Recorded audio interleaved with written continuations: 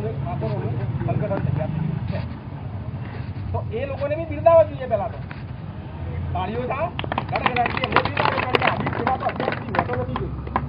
સંગઠન બનાવતા હોય બરાબર.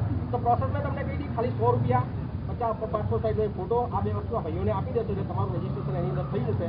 તમે પણ મહેનત કરશો મેક્સિમમ, તો તમે જે પોતાના ધ્યેય નક્કી કર્યા છે એ ધ્યેય સુધી 100% પહોંચી શકશો. અને ધ્યેયની વાત કરું તો એક વસ્તુ યાદ રાખજો, આપણો સમાજ એટલા માટે અત્યારે પછાત છે કારણ કે આપણે જેટલા પણ બેઠા છીએ એની અંદરથી લગભગ 50% લોકો તો એવા હશે કે જેને પોતાની જિંદગીનો કોઈ મકસદ જ નક્કી નથી કર્યો.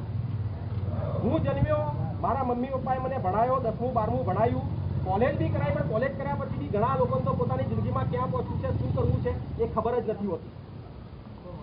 અને ખબર પણ કદાચ હોય કે મારે આ બનવું છે, મનમાં તીવ્ર ઈચ્છા હોય કે મારે આ કામ કરવું છે, આ લેવલ સુધી પહોંચવું છે, PSIની નોકરી આપી છે કે પછી ડોક્ટર બનવું છે કે આ કરવું છે કે સંગીતનો કલાકાર બનવું છે કે એક્ટર બનવું છે કે આ કરવું, તે જે ઈચ્છાઓ જે છે મનની અંદર જ દરબાયેલી રાખે છે.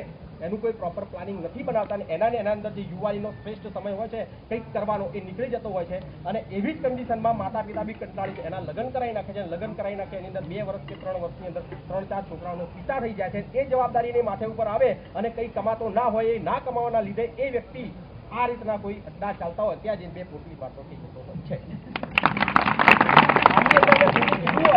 તો તમે તમારે પૂછીને અંદરથી પૂછો કે આ વાત ખોટી હોય તો કહી દો. બધા માટે નથી કહેતો, જનરલી મેં જોયું છે, મેં અનુભવ્યું છે એટલા માટે કહું છું.